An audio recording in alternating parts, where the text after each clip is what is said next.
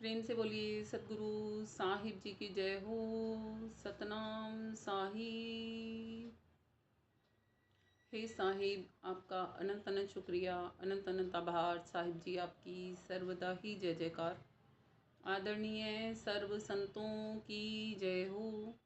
उपस्थित आदर के योग्य सभी जीवात्माओं को मेरा नमन। सतनाम साहिब। आप सब में बैठे परम पिता परमात्मा को शत शत नमन। कुटुंब घनेरा कोई नहीं तेरा, स्वार्थ का सब तेरा मेरा। ये इतना बढ़िया, इतना बड़ा बड़ा सारा कुटुंब परिवार ले रहे हैं ना हम। जी आपके परिवार में कौन है? जी मेरी तो पड़दादी भी जिंदा है। अच्छा जी, और मैके की साइड में? अरे मेरी तो पड़नानी भी जिंदा है जी। इतना बड़ा परिवार है जी आपका।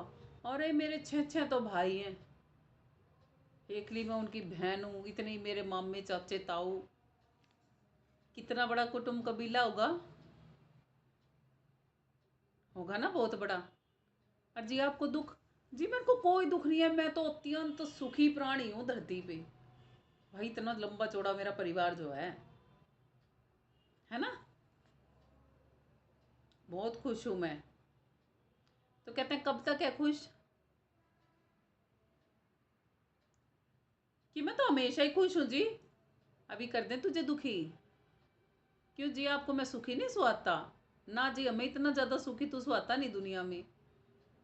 क्योंकि जिसको तू सुख समझ रहा है वो झूठा सुख है। तेरे प्राण पखेरु निकाल लें शरीर में से, फिर तू खुश होकर दिखा। निकाल लें, फिर तू दुखी नहीं होएगा। तू तो 184 में जाके दुखी होएगा। और तेरे घर के तने तेरी लाश ना वो पीट पीट के दुखी हो लेंगे। तेरे मृतक शरीर पे रो रो के दुखी हो लेंगे बेचारे। आधा का तो होश हुए निकल जाएगा। क्योंकि जिसकी दादी पड़दादी पता नहीं कौन कौन जिंदा हो, तो वे तो आप पे ही नहीं मर लेंगे। ये हमारी आँख आ गए थे, हमारा चिराग चला गया, है ना। वही आधे हो जाएंगे ना वे तो। हमारे तो जीने का फायदा क्या है? रामन ने ठा लेंदा। मेरी तो उम्र हो रही थी उठन की। इस बालक तक क्या ठा लिया, है ना। अभी तो इसने जिंदगी में देखा ही क्या था।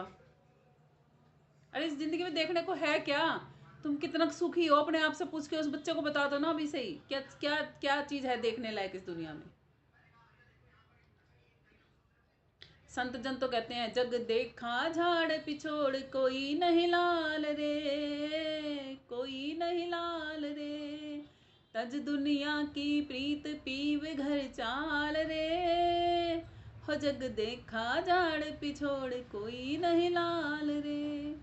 यहाँ कोई अपना नहीं है, सब ऐसे ही है। तज दे ये खारी प्रीत। और यहाँ लोग इस खारी प्रीत को ही मीठी मीठी सी लुभावनी सी प्रीत समझ के इसी में ही उलझते जा रहे हैं, उलझते जा रहे हैं और उलझते ही चले जा रहे हैं। स्वार्थ के सब मीत यहाँ तेरा नहीं है कोई, आप आपको चालना यहाँ मिलाप दिन दोए। नित्यानंद जी महाराज कहते हैं इस दुनिया में सब स्वार्थ के मीत हैं। पति को पत्नी से, पत्नी को पति से कोई स्वार्थ नहीं है क्या? बच्चों को माँ बाप से, माँ बाप को बच्चों से कोई स्वार्थ नहीं है? बहन को भाई से, भाई को बहन से कोई स्वार्थ नहीं है क्या? बताओ, कहाँ पर कोई है ऐसा रिश्ता जो बिना स्वार्थ के चलता हो, निस्वार्थ भावना से चलता हो? देखा है कभी इस दुनिया में ऐसा कोई रिश्ता? होता है इस दुनिया में वो भी रिश्ता। एक तो माँ का होता है, दूसरा गुरु का होता है। माँ का भी स्वार्थ का होता है रिश्ता भाई। माँ का स्वार्थ का पता है क्यों होता है? माँ ने बच्चे पैदा कर दिए, जब तक वो बड़े नहीं होते ना, जब तक माँ का कोई स्वार्थ नहीं होता। निस्वार्थ भावना से वो प्रेम करती है, वो पाल देती है उनको। मगर जैसे जैसे माँ पे बुढ़ापा आता है ना, वैसे वैसे होता है अंदर में उसके भी स्वार्थ जागृत, कि ये मेरी बेटे सेवा करेंगे, बुढ़ापे में मेरे पैर बूचेंगे। नू नहीं मेरा बेटा तेरा गिट्टी भी बोच सके हैं, पैर पैर नहीं बोचेंगे। स्वार्थ आ जाता है वहां पे भी। एक टाइम के बाद जब बच्चा बिल्कुल छोटा होता है तब तक स्वार्थ भले ही नहीं होता, क्योंकि उसके उसके प्रति ममता का अंग इतना मजबूत होता है। और वो देखती भी है दुनिया में, वो माँ भी तो दुनियादारी का हिस्सा है उस समय पे, वो भी देखती है कि वे बच्चे बड़े हो गए, माँ बाप की सेवा करते हैं, देखती नहीं है क्या? तो वो पालती है उन्हें, है ना कहीं वो गुप्त स्वार्थ भले ही है, वो प्रकट नहीं हो रहा अभी, मगर स्वार्थ तो होता है उसमें भी। अगर स्वार्थ ना हो ना तो कोई बेटों को ना रोए कि हमारा वंश चलेगा और बहू आओगी हमारी सेवा करेगी। फिर तो छोरी हो जाए चाहे छोरा हो जाए, फिर क्या दिक्कत है? नो, बेटी तो बेगाने घर चली जाएगी, बेटी नहीं होनी चाहिए पैदा, हमारे तो बेटे ही बेटे होने चाहिए, लाइन लगा दो बेटों की बस। नू नहीं बेरा वो बहुए आके सिर में चोटी में तेरे घी रगड़ेंगी या डंडे रगड़ेंगी, हैं बेरा है कुछ भी रगड़ सका मैं, उनका राज चला क्योंकि तुम्हारे गात तुम्हें तो जान रही नहीं वो, कुछ भी रगड़ सके हैं, है ना? तो जो स्वार्थ निस्वार्थ रिश्ता होता है ना, वो केवल मात्र गुरु के साथ होता है, और वो भी सच्चे गुरु के साथ होता है। अब कहोगे सच्चा गुरु और झूठा गुरु ये कैसे गुरु हो गए? सच्चा शब्द भेदी गुरु होता है ना, उसके साथ निस्वार्थ प्रेम होता है बस, और निस्वार्थ ही भावना से। क्योंकि देखो, आप क्या दोगे उसको? एक सच्चे गुरु को अगर आप कुछ देने भी जाओगे, आपका खुद का स्वार्थ हो सकता है, उस गुरु का आपके प्रति कोई स्वार्थ नहीं होता। क्यों नहीं होता बताऊं? आप उसको ज्यादा से ज्यादा क्या दे दोगे? कपड़े दे दोगे, पैसे दे दोगे, उसकी कोई तंत्र से जाके सेवा कराओगे, कोई उसका कया हुआ संसारी काम कर दोगे, समझ गए? वो काम तो बदले में वो भी आपके कर सकता है, क्योंकि वो भी तनधारी है ना। जैसे आप मेरे से ही लगा के चलो, मेरे घर पे आप आए, अगर आप मेरे को जरूरत है आज आपकी, आप मेरे घर पे आके मेरे घर के बर्तन मांज गए, मेरे घर की सफाई कर गए, कपड़े धो गए, सब कुछ कर गए मेरे लिए, कल को आपको जरूरत है तो मैं कर जाऊंगी, बैलेंस बराबर हो जाएगा ना? बराबर। क्या चीज में बराबरी नहीं हो सकती? गुरु जो देता है ना संपदा, वो आप किसी भी हाल में वापस नहीं कर सकते, वो निस्वार्थ देता है आपको। और अब आपका निस्वार्थ कहाँ से चलेगा? यदि आप उसको लेकर और पूर्ण रूप से उसको साध दोगे ना, तो आपका गुरु निस्वार्थ भावना से ही प्रसन्न होगा आप पे। क्यों? क्योंकि आपने वो करनी सफल कर दी जो कोई विरला कर सकता है।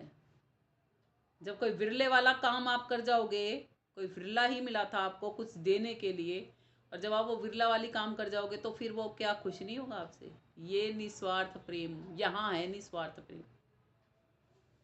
हम संसार की तमाम चीजें भी, तन मन धन, कुछ भी, प्राण तक भी अर्पण कराए ना ऐसे गुरु पे, तो वो भी कम है। क्यों? क्यों? क्योंकि वो हमें वो संपदा, तीन लोक की संपदा जो गुरु दीनी दान दे, है इतनी हिम्मत आप में, तीन लोग एक तकड़ी में तोल के दे के आ सकते हो अपने गुरु को? तीन लोग के मालिक तो बनो पहले, तभी तो देख के आओगे। है मालिकाना हक तो एक कमरे पे भी नहीं, एक रसोई पे भी नहीं, और सोचा हम पता नहीं गुरु ने क्या दिया हुए हैं, वो तो पी से लेवे, वो तो ये लेवे, वो तो वो लेवे, मत देख के आओ। धक्के तो तारे घर में आकर उठा के ले जाए, खोस के ले जाए तार पे। निस्वार्थ में क्या होगा? जो भी चल अचल संपत्ति जो मेरी है ना, वो मेरी नहीं है, मेरे गुरु की है। घर में बच्चे भी है ना, वो मेरे नहीं है, मेरे गुरु के हैं। वो आत्माएं उसने मेरे पास सेवा के लिए छोड़ रखी हैं अपनी, कि मैं उनका क्या काम कर सकती हूँ क्या नहीं, वो जानता है, तभी तो सेवा मिली है ना। तन थिर मन थिर सूरत नीरत थिर होए, उस पल को कल्पों में पावे कोई। कैसे करोगे उस अवस्था को? कैसे लेके आओगे बताओ? वो अवस्था आनी आसान है? कि तन भी थिर हो जाए, मन भी थिर हो जाए, सुरती भी थिर हो जाए और नीति भी थिर हो जाए। कि आपका तन भी नहीं हिलना चाहिए, तन नहीं हिलेगा तो मतलब आप मुर्दा हो गए ना। और मन भी थिर, यानी कि मन की भी कोई कल्पना, कोई इच्छाएं, कोई कामनाएं नहीं है अंदर में। सुरती मतलब आपका ध्यान भी थिर, और निर्ति आपकी श्वासें भी थिर। श्वासों का रुक जाना भी तो मर जाना ही है। और वो पल आता है, किसके जीवन में आता है पता है? उसके जीवन में आता है जो साधना सही तौर पे साधना सीख जाता है और साधता है। और साहिब कहते हैं कल्प बीत जाते हैं। संपुट युग होते हैं 5-5, और बीच में 4 युग आपको पता ही हैं, सतयुग, द्वापर, त्रेता और कलयुग। ये 4 युग और 5-5 हजार वर्षों के वो संपुट युग, इतना पूरा मिला के एक कल्प होता है। और कल्प कई बीत जाते हैं ऐसे, उसके बावजूद भी वो समय नहीं आता। तो अब सोच लो कितना लंबा चौड़ा समय है। वो आत्मा जो इस कार्य को कर जाती है वो कितनी इस दुनिया से अलग थलग वाली, कितनी विरला होगी। तो कितना ज्यादा अनुपम ये है ना अवसर। और जब आपको वो गुरु वो ज्ञान दे रहा है जिसमें आप उस पल को पा सकते हो, तो फिर भला आप अपने गुरु के लिए क्या ही कर दोगे। वो निस्वार्थ है। इसीलिए मैं अपने गुरु पे आज भी बलिहारी जाती हूँ। उन्होंने मेरे को ऐसी अनुपम चीज दी कि इस दुनिया से परे जाने तक की ताकत प्रदान कर दी। लोग मृत्यु से डरते हैं, यहाँ मृत्यु हर समय निकट रहने के बाद भी ये रहता है कि कभी मर्जी आ जा, कोई दिक्कत नहीं है। क्यों नहीं है उससे दिक्कत? क्योंकि पता है जिस दिन मृत्यु गले लगाएगी ना, उस दिन स्वयं साहिब अपनी नगरिया में ले जाएंगे, जहां से यहाँ पर आना मैं तो कभी नहीं चाहूंगी।